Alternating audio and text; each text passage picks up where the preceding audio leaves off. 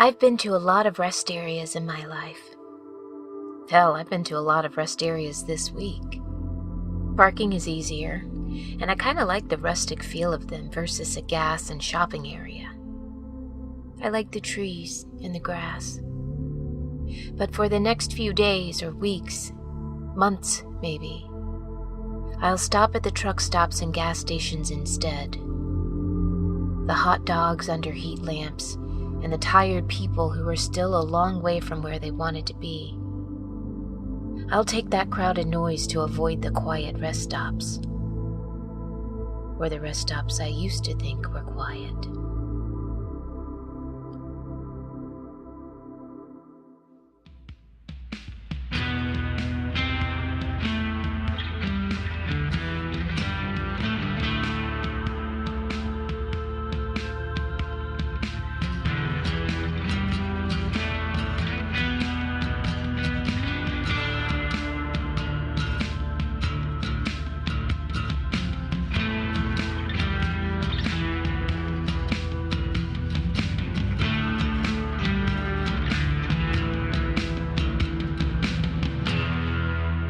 Alice Isn't Dead by Joseph Fink, performed by Jasika Nicole, produced by Disparition. Part 2, Chapter 7, The Monk of Crystal Springs. Thank you to Blue Apron for its support.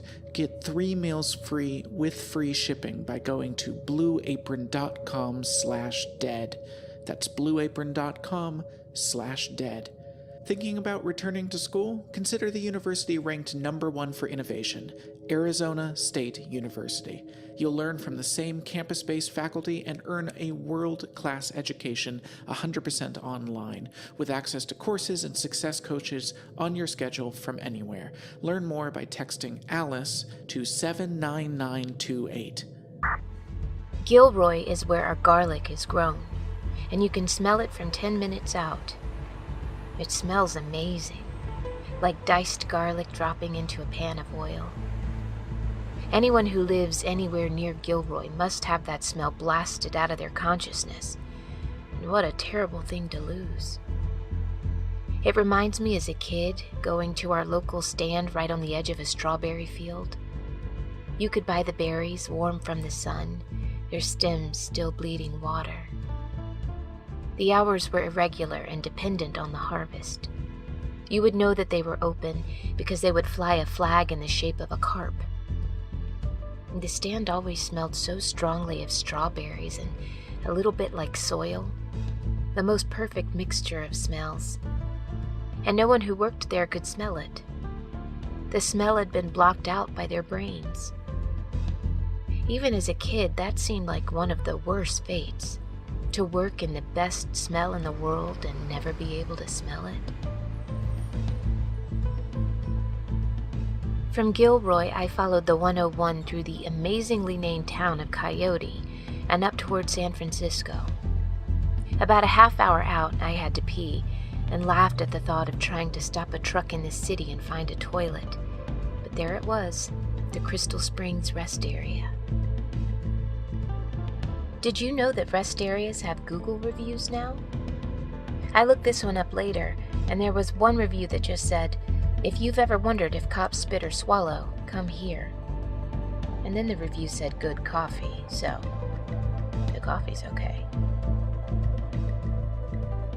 On the hill above the rest stop, there was a bizarre statue of a man, bulbous and ill-formed, pointing at the highway. It looked like he was scolding the passing cars. Jerry Morissette was a medic in Vietnam, an alcoholic, a monk. He was hired by Caltrans to run a maintenance crew at the Crystal Springs rest area in 1990. He parked a decommissioned ambulance behind the bathroom, and he lived in it. At the time, the rest area, convenient to the city but also conveniently rural, was a popular site for drug trade and gang conflict. Jerry tended the grounds like they were his own garden, because that's what they became. The bathrooms were always impeccable, with vases full of flowers on the sinks. Eventually, he moved out of the ambulance into a Caltrans maintenance shed. To help keep crime away, he painted some of the parking spots with "Reserved for California Highway Patrol." And it worked. The drug trade and the gangs moved. Jerry went on living, unknown to the state of California, in a rest area he sometimes referred to as his monastery. A few years later, the state found out and tried to evict him, but the people of the Bay Area fought for him, and Jerry was made official.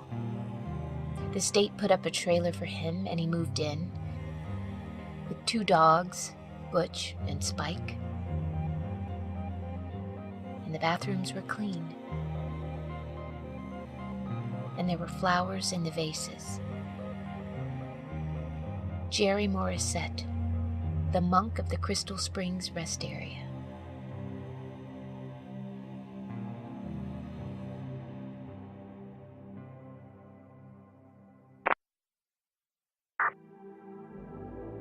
Even though the lot was pretty full, the bathroom was empty, which was odd. The air felt different than the air outside. There was a glass vase full of fresh flowers on the sink. I smiled at it, although I didn't yet know the story of Jerry Morissette. All of the stalls were empty, so I chose the one in the back corner. You know, I read once that the first stall, most visible to the rest of the bathroom, is also always the cleanest because people choose it less. I don't know where I read that. I have no way of knowing if it's true, but I have spent the rest of my life believing it. Our brains are strange objects. I was in the stall when I heard the voice. No one had come into the bathroom. The stall next to mine had definitely been empty, but now there was someone sitting in it. "What have you seen?" the voice asked. It didn't sound like the voice was in the room with me. It sounded like a cassette or an MP3 from the early 2000s. Flat and faint. I said, because all of this, because everything about this situation that was happening. "2 of you. Like now, but 2 of you. Later. Soon. Or already. I can't tell."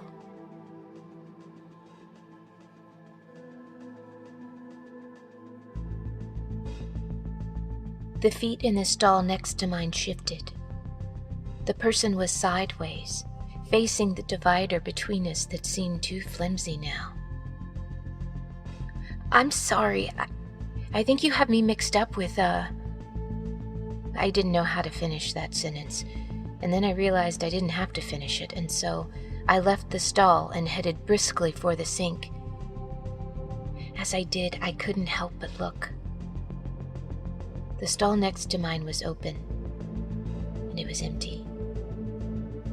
I stopped. I stared at the empty stall, and it wasn't empty anymore. There was a person in a hoodie.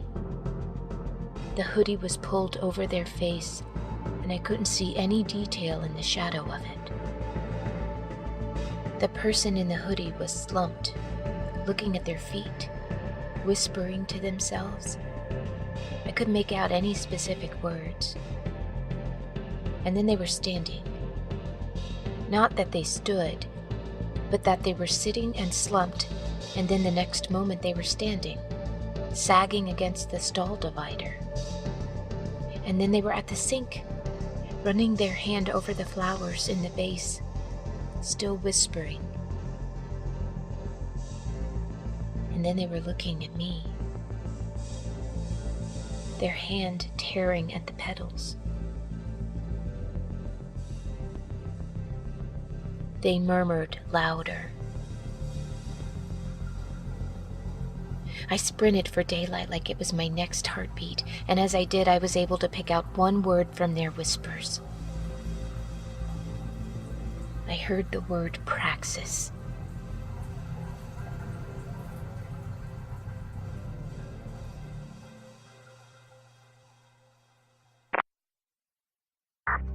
It started with the death of a dog. Spike died, and Jerry started drinking again. His work suffered. His monastery slipped back toward being a rest area again. Then he phoned a Caltrans supervisor who he believed had poisoned his dog and threatened him. Police came. His trailer was searched. 3 guns were found. Why did Jerry Morissette, monk of the Highway Monastery, have 3 guns? Well, he did live in a parking lot that was once frequented by drug trade and gangs. But maybe it was because he lived in America. And so, for better or worse, or worse, or worse, he could. The state began eviction proceedings. Insult of all insults, they didn't let him clean his bathrooms anymore. Brought in another worker to do it. The state even cast doubt on the most fundamental aspects of his story. Maybe there hadn't been so much crime at the rest area before.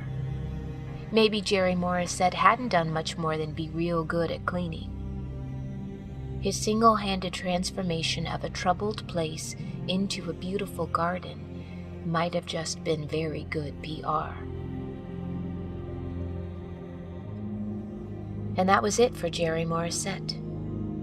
A dead dog, a drunken phone call, 3 guns, and the last decade and a half of his life cast into doubt. An article from 2014 said that he moved to a trailer in South San Francisco. As of that article, he had been given 6 months to live. Cancer, of course. Always cancer. There is no more sign of Jerry Morissette on the internet after that. I presume he died, but I cannot tell you for sure.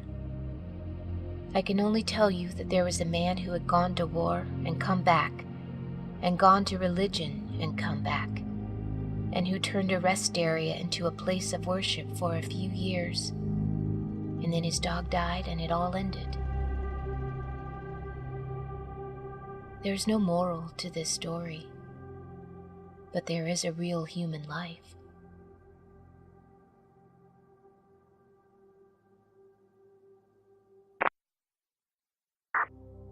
I couldn't explain what I had seen, and my first instinct was to drive until the gas tank was empty. But I also felt like this might be one of my few chances to understand. I'd seen this person in a hoodie twice before. Once by the Fremont Troll, and again in video footage of a murder, in which the person had rescued Sylvia from a thistleman. I needed to think, and so I climbed the trail up to the statue on the hill. The plaque said it was of Father Junipero Serra. It was lumpy and squat. The face drooped, and I realized what it looked like. A thistleman. The vague shape of a human, but not put together right, and stuffed into skin that wasn't the correct size. I didn't like the way it pointed out at the highway, so I descended the trail, and without letting myself hesitate, I went back into the bathroom.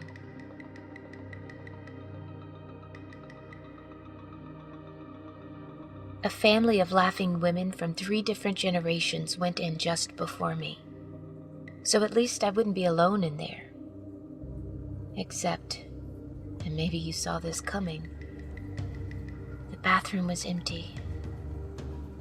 The air felt different than the air outside. A very different temperature, and a smell like a slow-moving river, somewhere between clear water and algae.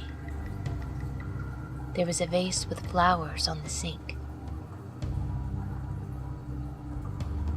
I looked into each of the stalls, and there was no one there.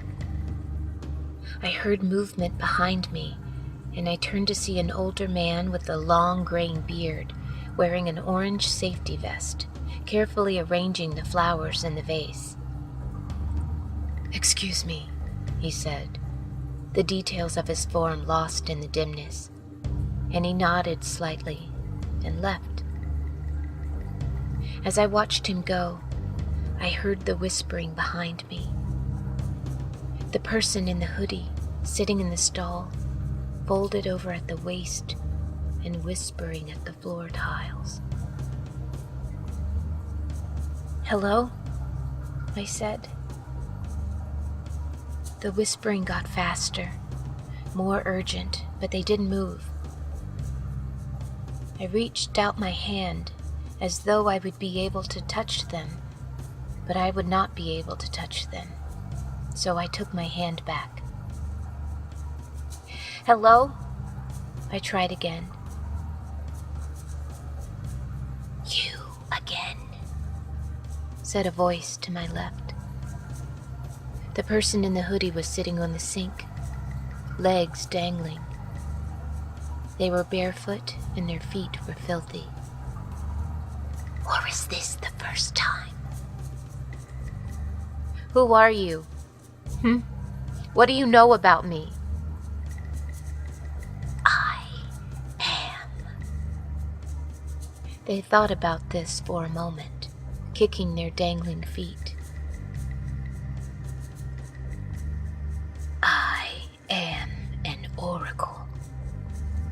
In hidden places on the highways, in the bathrooms at gas stations, behind the painted scenery of roadside attractions, in vans parked far out in the grassland, there are oracles on these roads." "You can see the future," I said. "No," they said. "You misunderstand me."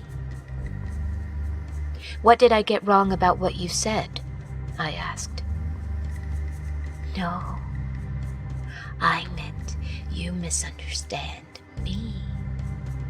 You don't understand what I am." "What do you want?" "I want to help you," they said. They were back in the stall, flopped backwards against the tile like a person unconscious. I still couldn't see any face under the drawn hood. "You are in danger." "Huge revelation," I said. "You're blowing my mind." "You don't understand the danger."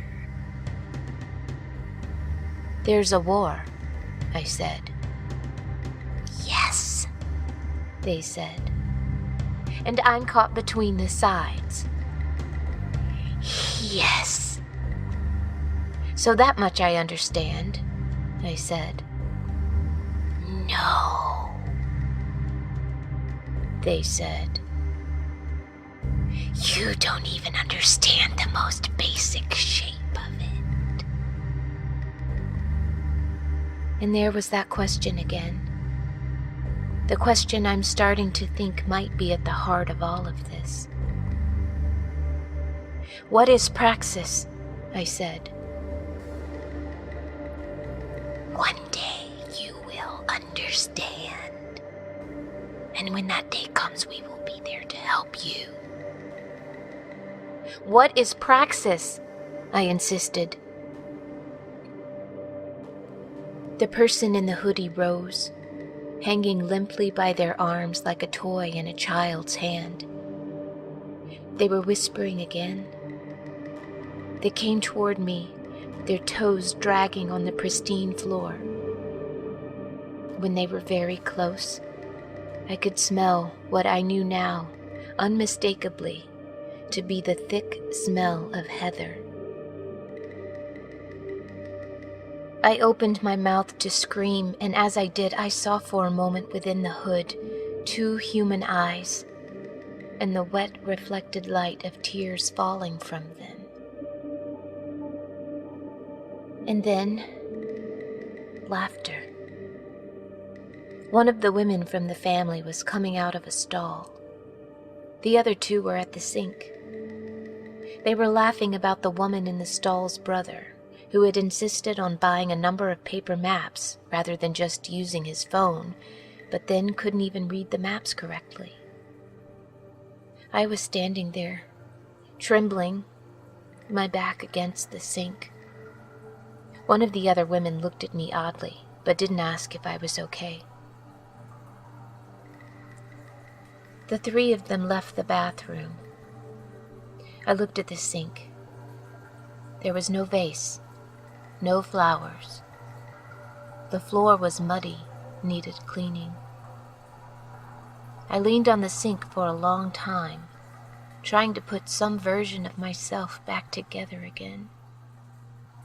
And then I pushed off of it, and shaky, but me, I stepped back out into the light.